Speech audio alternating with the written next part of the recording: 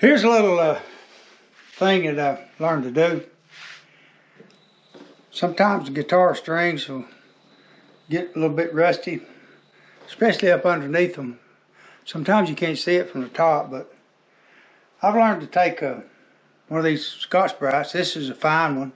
You could use a green one or whatever, but I just wrap it around the string and run it back and forth up through here, and it'll clean the clean whatever rust is on there off. These haven't been on this guitar very long, but this is just for demonstration purposes. But this works best on the strings that are not wound. But that's something you might try. A friend of mine, a good friend of mine, Newell Angel, he used to do this on his wound strings, and he was like a lot of these bluegrass musicians. He didn't have a whole lot of money to spend on strings, and sometimes he'd have to use some old ones.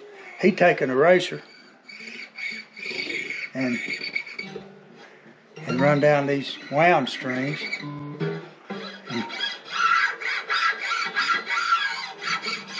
and clean them up.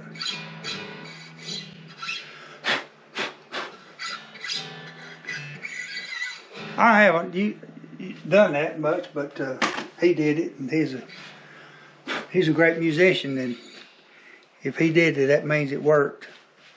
So that's a couple of little things you might want to try to do. Here's a little old tool that I made years ago when I'm working on a nut or something.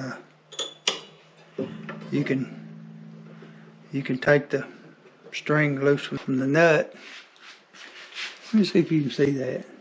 I guess you can.